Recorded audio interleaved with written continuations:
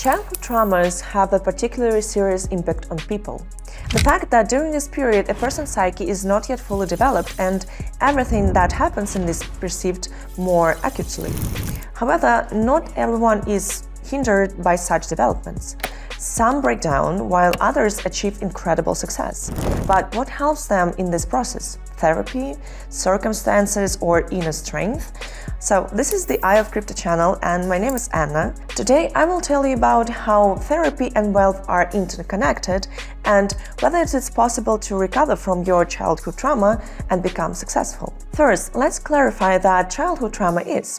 The World Health Organization includes this concept under another term, adverse childhood experiences. This refers to any negative physical or emotional experiences that have caused current or potential harm on the child.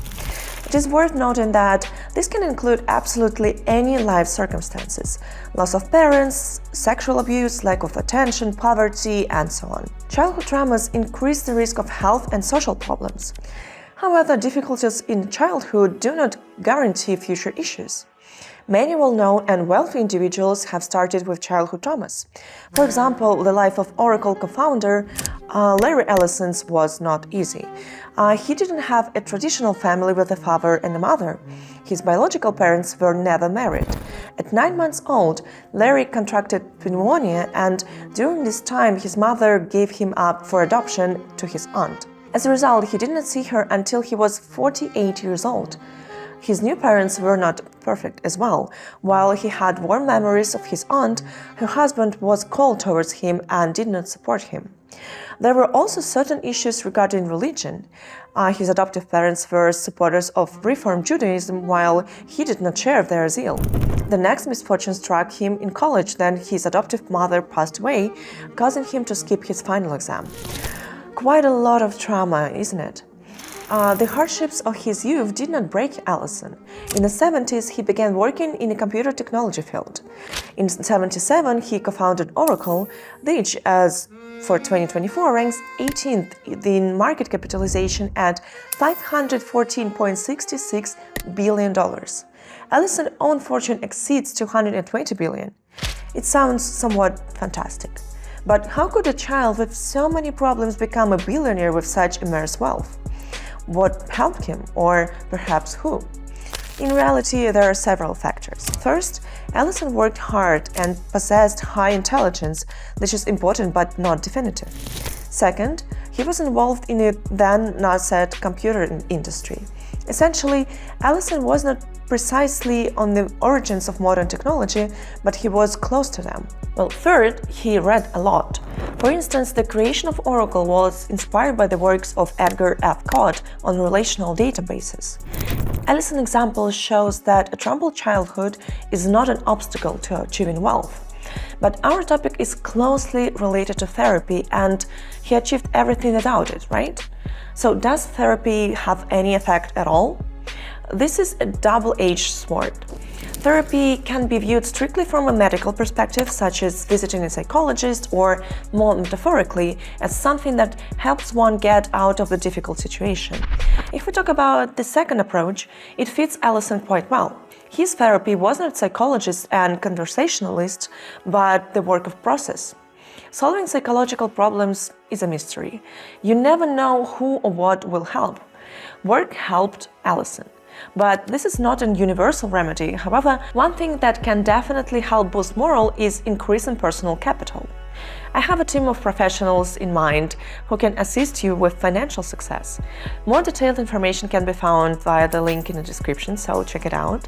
But from a strictly medical perspective, therapy can also help. In any case, there is empirical evidence supporting this thesis. In 2018, a European Economic Review was conducted, and according to its results, visiting a psychotherapist can lead to an income increase of up to 12.4% for men and 8.1% for women. Plus, it is possible to become wealthier, but will it make you a billionaire? Of course not.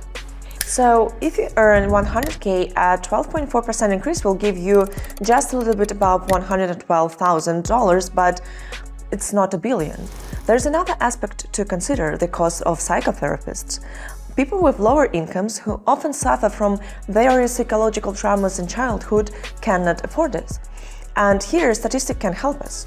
In the US, the average salary is $59,428, and the highest average salary is observed in Massachusetts, that is a little bit above $76,000. This is important to note that the average numbers include also the wealthiest, so most people actually earn even less. Data specifically on psychotherapists varies by source, but in any case, their average salary is around $100K. This is higher than the national average in the US as a whole, and it's also higher than it's in Massachusetts specifically. Who determines their salaries? Well, clients. Clearly, those who do not have to worry about to live, what to do and what to eat, and how to support their families are not the ones who can afford therapy. In this regard, therapy for less prosperous segments of the population should be viewed more broadly than just a medical definition. An interesting experiment was conducted in Ethiopia. There a specific group of people were shown films about business and success. As a result, after 6 months, the participants began to spend less and invest more in education compared to those who did not participate in the experiment. Even more impressively, this effect was observed 5 years after the study was conducted. So, in other words, no one took the Ethiopian participants to a doctor, but the psychological effect was present. What conclusion can we draw from all of the examples, figures, and research presented here?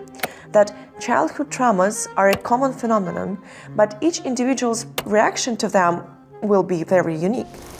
The fact that early years are filled with hardships does not inherently mean anything. Larry Ellison's example confirms this. Therapy can help a person become more successful, but it will not be a determining factor in achieving billionaire status. Furthermore, when it comes to medicine and psychologists, poor people may not be able to afford it due to high costs. However, therapeutic effects can come from sources other than doctors. Everyone must find their own remedy for psychological resilience. This could be anything from books and films to physical exercise and even meditation.